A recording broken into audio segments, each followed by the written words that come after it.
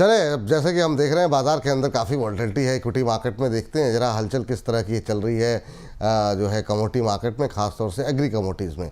तो आज agree metre में आज हम लेकर के आए हैं मसालों से जुड़ी हुई तमाम महत्वपूर्ण अपडेट जानकारी आपके लिए।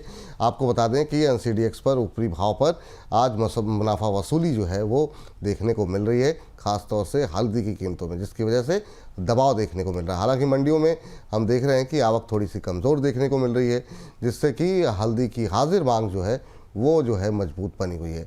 वहीं अगर जीरा की बात करें तो प्रमुख मंडियों में जीरा की आवक में बढ़ोतरी देखने को मिल रही है और इसकी घरेलू मांग भी फिलहाल कमज़ोर है। ऐसे में हल्दी और जीरा में ट्रेडर्स को क्या स्ट्रेटजी बनानी चाहिए, इसी पर करेंगे बातचीत। और इस बातचीत को करने के लिए हमारे साथ जुड़ रहे हैं पृथ्वी फिनमार्ट के डायरेक्टर और कमोडिटी एंड रिसर्च के हेड मनोज कुमार जी, मनोज कुमार जैन जी। मनोज जी, बहुत बहुत स्वागत सर आपका इस चर्चा में जुड़ने के लिए सर। नमस्कार विपुल जी। नमस्कार सर। पहली प्रश्न सर जो है हल्दी में ही जानना चाहेंगे।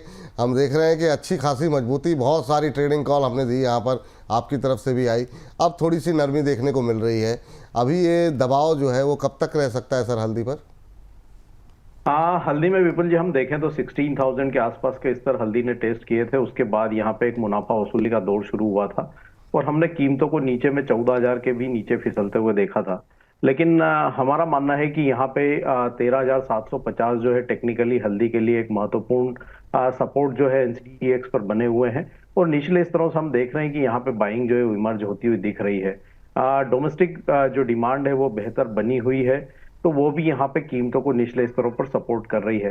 तो हमारा मानना है कि यहाँ पे डाउनसाइड लिमिटेड लगती है। हालांकि एक दायरे का जो ट्रेड है वो बना रहेगा, लेकिन बहुत ज्यादा गिरावट की संभावना वर्तमान लेवल से नजर नहीं आती।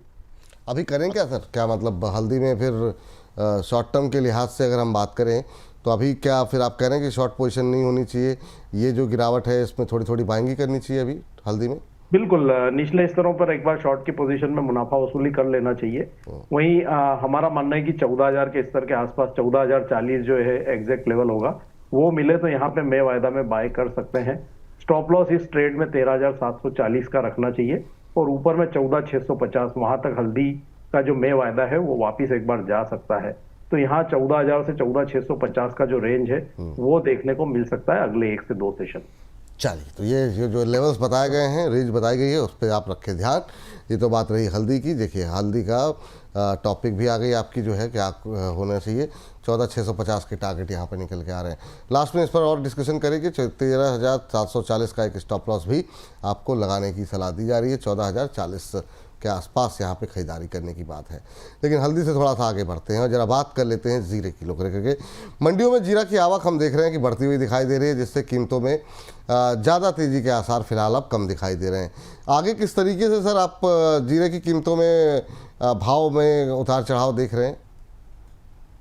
जीरे में हम ऑलरेडी जो है यहाँ पे जिस तरह से स्टॉक की पोजीशन है और इस बार जो है बेहतर उत्पादन का अनुमान निकल कर आया था, उसी के चलते हमने अच्छा दबाव जीरे की कीमतों में देखा था। लेकिन हम देख रहे हैं कि 21,500 22,000 का जो जोन है वो स्ट्रांगली जीरा होल्ड कर रहा है। मतलब निचले स्तरों पर हम देख रहे हैं कि जो फिजिकल डिमांड है वो इमर्ज होती हुई दिख रही है, क्योंकि पिछले 2 साल से पाइपलाइन जो है जीरे की काफी खाली थी। तो निचले स्तरों पर कहीं ना कहीं स्टॉकिस्ट जो है वो भी एक्टिव होते हुए नजर आ रहे हैं। 21,900 यहाँ पे जीरे के लिए एक स्ट्रॉन्ग सपोर्ट था और पिछले सप्ताह हमने क्लोजिंग बेसिस पर वो सपोर्ट लेवल जो है होल्ड होते हुए देखे थे और निचले स्तरों से एक रिकवरी जीरे की कीमतों में देखने को मिली है। तो हमारा मानना है कि जीरे में भी डिप्स में बाय की ही रणनीति बनाना चाहिए। 22,200 के आसपास के अगर स्तर मिले तो जीरे में बाय किया जा सकता है। 21,950 का एक स्टॉप लॉस रखना चाहिए, मैं कॉन्ट्रैक्ट की मैं बात कर रहा हूँ, और लक्ष्य यहाँ पे ऊपर में 22,770 तक के रखे जा सकते हैं जी। चलिए, तो ये बात जीरे को लेकर निकल के आ रही सर। लेकिन सवाल ये है कि अभी हम देख रहे हैं कि थोड़ी सी डोमेस्टिक डिमांड जो है वो भी थोड़ी सी कमज़ोर देखने को मिल रही है। ये कब तक बेहतर होती हुई दिखाई देगी सर? और अभी के लिए फ़िलहाल के लिए अगर हम शॉर्ट टर्म की बात करें तो क्या रेंज देख रहे हैं आप जीरो को लेकर के? देखिए, डोमेस्टिक डिमांड में मेरा मानना है कि थोड़ा सुधार देखने को मिलना चाहिए, क्योंकि हम देख रहे हैं कि अब यहाँ पे मैरिज सीजन जो है वो स्टार्ट हो चुके हैं। तो ऐसे में डिमांड जो है वो बेहतर रहेगी। दूसरा, समर वेकेशंस के चलते भी यहाँ पे जो होरेका जो इंडस्ट्रीज है उनकी डिमांड रहेगी। तो कहीं ना कहीं डिमांड में सुधार जो है मई और जून के मंथ में देखने को मिल सकता है। मसाला की अगर मैं बात करूं तो जीरे की जहां तक रेंज का सवाल है तो हमारा मानना है कि डाउन साइड जो है वो 21,500 यहाँ पे रहेगा। वहीं अपसाइड में ऊपर में 23,300 23,500 ये फिर एक बार जो है जून तक कीमतें जा सकती है। तो ये लगभग 2,000 की जो ब्रॉडर रेंज है वो जीरे में बनी रह सकती है। जी, अभी सर मतलब जीरे को लेकर के अगर हम थोड़ा सा आगे बढ़ें तो मतलब थोड़ा सा लॉन्ग टर्म का अगर सोचें तो फिर किस तरीके से देख रहे हैं सर आप जीरे को अभी? लॉन्ग टर्म में कोई बहुत बड़ी बढ़त यहाँ पे आती हुई नजर नहीं आएगी, लेकिन ग्रेजुअली हमारा मानना है कि सुधार ही रहेगा। जैसा कि मैंने बताया कि पिछले 2 साल से यहाँ पे पाइपलाइन काफी खाली थी, क्योंकि ऊपर में हमने कीमतों को 65,000 रुपए तक जाते हुए देखा था। उसके बाद ग्रेजुअली गिरावट का दौर चालू हुआ था। तो ऊपरी स्तरों पर वहां पे स्टॉकिस्ट ने जो है स्टॉक नहीं किया था, और हम देख रहे हैं कि अब कीमतें वापस एक रीजनेबल लेवल पर आती हुई नजर आ रही है। तो कहीं ना कहीं यहाँ पे स्टॉकिस्ट जो है वो आगे के लिए फिर एक बार जो है पोजीशन ले सकते हैं। तो उस लिहाज से ग्रेजुअली जो है बढ़त जीरे में देखने को मिल सकती है। वर्ष के आखिर तक अगर मैं बात करूं तो 25,000 तक की कीमतें जो है जीरा फिर एक बार भारतीय बाजारों में टेस्ट कर सकता है। जी सर, अभी अगर एग्री कमोडिटीज़ पे अगर हमको ट्रेडिंग करनी हो तो आपकी बेस्ट पिक क्या होगी? क्या हल्दी जीरे के आसपास ही रहेगी या उससे इतर कुछ है? हल्दी जीरा ट्रेडिंग के लिहाज से बेहतर है, लेकिन अगर हम निवेश के हिसाब से बात करें तो मसाला पेक में ही हम देख रहे हैं कि धनिया में हमने काफी अच्छा करेक्शन जो है वो होते हुए देखा है, और धनिया अब अपने सपोर्ट लेवल के काफी करीब है। तो जो धनिये का मई वायदा है 7,400 से 7,300 के जोन में निवेश के लिहाज से बेहतर लगता है। 7,150 के स्टॉप लॉस से यहाँ लंबी अवधि के लिए बाय किया जा सकता है। हमारा मानना है कि 8,050 तक के स्तर जो है धनिया का जो धनिया वायदा जो है वापिस वर्ष के आखिर तक पहुंच सकता है। तो निवेश के लिहाज से हल्दी और जीरे के बजाय धनिया बेहतर लगता है।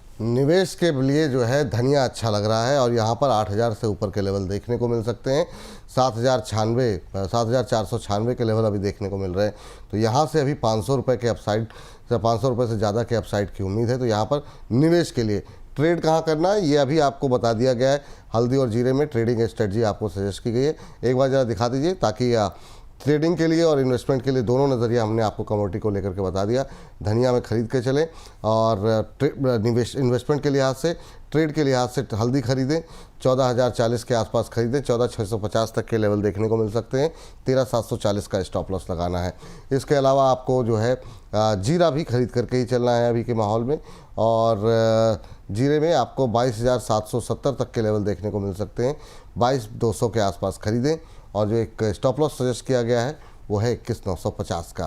तो ये आपको ट्रेडिंग और इन्वेस्टमेंट दोनों स्ट्रेटजी मिल गई है। सर, मनोज सर, बहुत बहुत थैंक यू आज की इस चर्चा में जुड़ने के लिए, और इतने कम समय में इतनी डिटेल में हमारे दर्शकों को हल्दी जीरा के बारे में स्ट्रेटजी समझाने के लिए।